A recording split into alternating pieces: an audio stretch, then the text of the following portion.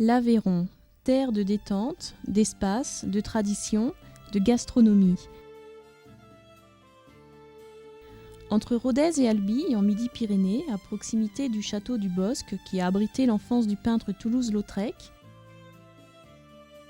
du viaduc du Vior, chef-d'œuvre de l'art métallique du début du siècle qui a ouvert le développement du Ségala, du viaduc routier de Tanus, ouvrage s'inscrivant dans la liaison Toulouse-Lyon,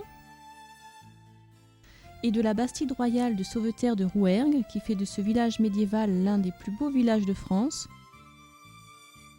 se trouve Nocelle, chef-lieu de canton. C'est ce petit bourg qui donna son nom d'appellation à la Nocelloise, qui prépare l'un des plats traditionnels du Rouergue, le tripou. Avant 1900, il est confectionné par les ménagères agricoles pour le dimanche matin avant le départ des pagesses, propriétaires de domaines agricoles, et de leurs domestiques pour la messe. Ils deviennent ensuite une tradition de convivialité pour une rencontre entre agriculteurs, amis de divers horizons.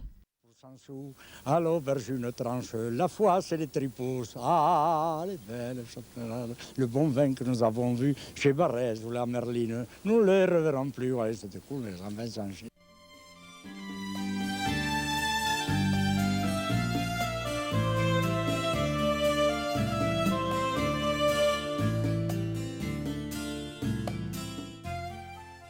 Un beau jour, en 66, à l'occasion d'une phase d'exposition, à Rodez, il y a eu un concours de tripou. J'ai eu la chance d'avoir le premier prix. J'ai essayé, j'ai eu quelques demandes de plus, ça a marché. Et puis, j'avais marre de faire le boucher. J'ai abandonné le boucher, je me suis mis à faire quelques tripous. Aujourd'hui, la Nocelloise se trouve en bordure de la route nationale 88 avec 2400 m² d'ateliers et de bureaux. Ces locaux ont obtenu l'agrément sanitaire CEE. Les employés sont au nombre de 40 et les spécialités sont toujours fabriquées de façon artisanale.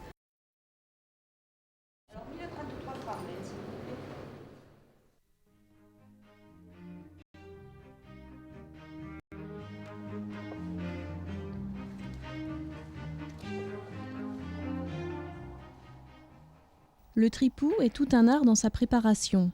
Les matières premières sont rigoureusement sélectionnées afin d'assurer un produit de qualité. Ils sont élaborés à partir de pancettes et de fraises de veau. Les pancettes sont découpées en bandes rectangulaires ou en morceaux. Ces rectangles sont ensuite soigneusement alignés. On dépose des morceaux de jambon de pays et des petites lamelles de pancettes. Ils sont assaisonnés de sel, de poivre et de persil.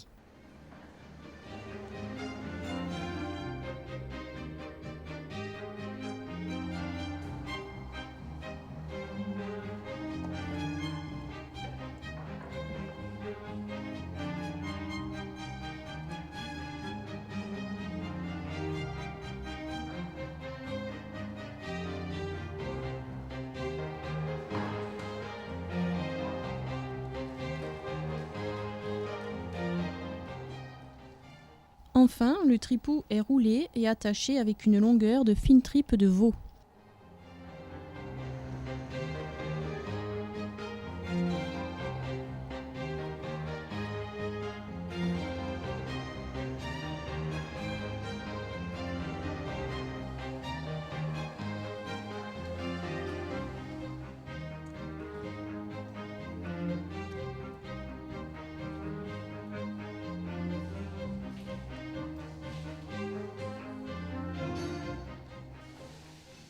Pour la cuisson, le cuisinier garnit chaque marmite d'oignons, de carottes, de céleri, de tomates et de vin blanc.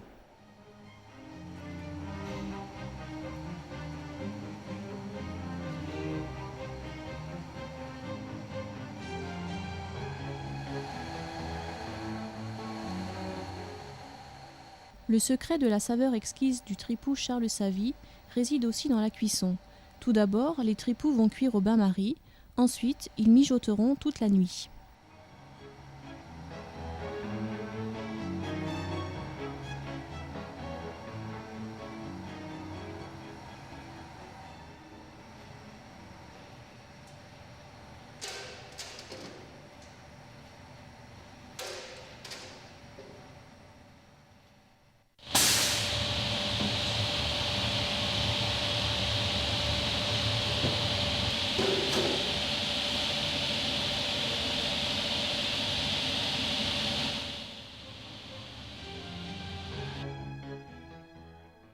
Le lendemain matin, l'odeur de ce mets encore chaud vous emporte. Délicatement, ils sont mis en boîte à la main. Chaque boîte est garnie de rondelles de carottes et de jus de cuisson.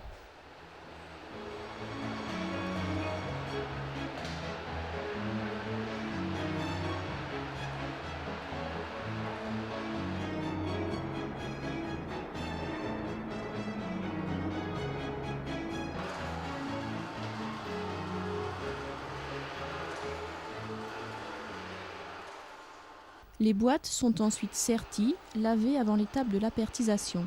Elles sont déposées dans un panier et dirigées vers l'autoclave à vapeur. Chaque autoclave a une capacité de 800 litres, à l'intérieur duquel est maintenue une pression de 1,5 bar, soit 110 degrés à 125 degrés suivant les produits.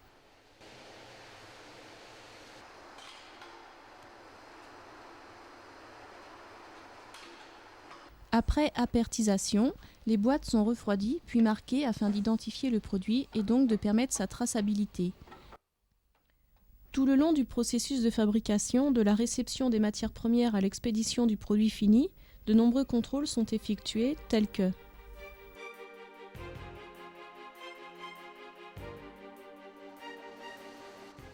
les contrôles pondérales, les contrôles de sertie pour vérifier l'étanchéité de la boîte, les contrôles de température ainsi que leur enregistrement, les contrôles visuels et organoleptiques, les tests de stabilité de conserve pour chaque lot fabriqué, étuvage à 37 degrés pendant 7 jours et mesure du pH.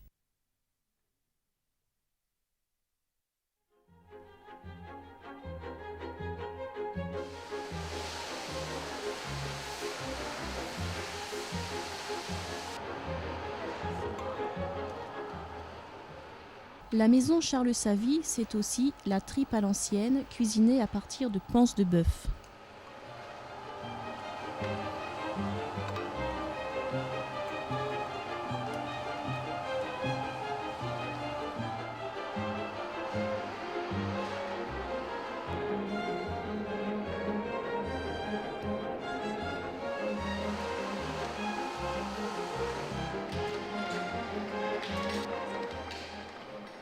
Le pâté de foie de campagne pur porc, sa composition suffit à démontrer sa qualité. Gorge de porc, foie de porc 40%, sel, poivre.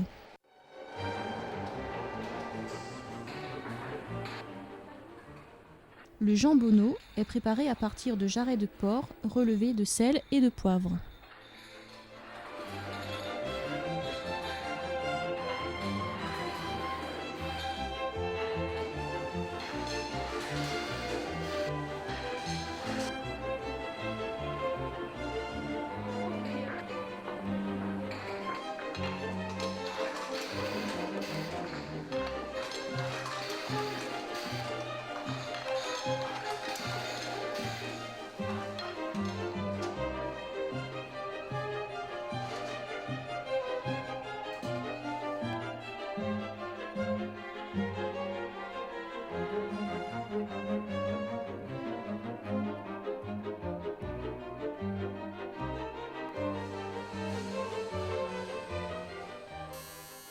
La soupe au fromage se prépare en alternant une couche de pain de campagne grillé, de l'emmental et du cantal râpé, une couche de chou frisé.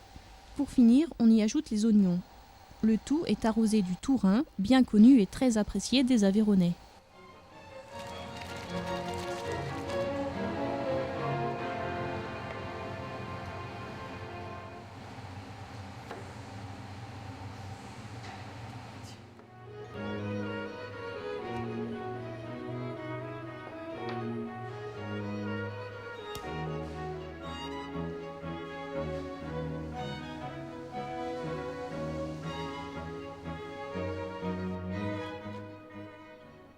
Le chou farci à l'aveyronnaise.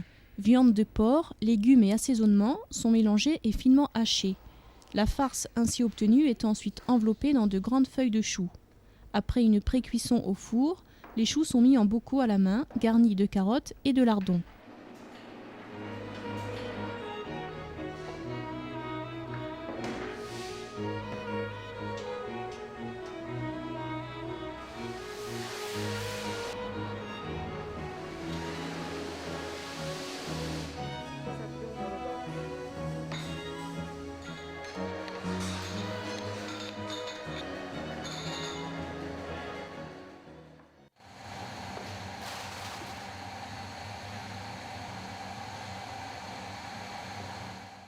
Les gésiers sont confits dans de la graisse de canard. Chaud ou froid, ils sont l'accompagnement idéal pour garnir vos salades.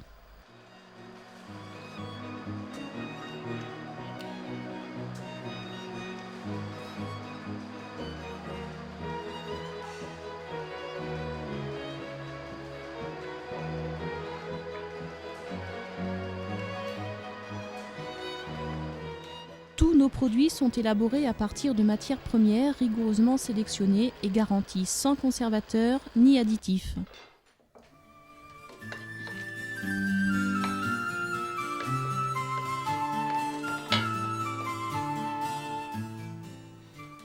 Comme nous le rappelle M. Chateaubriand, dans tous les domaines, le goût a le bon sens du génie, celui de traverser le temps en restant fidèle à lui-même.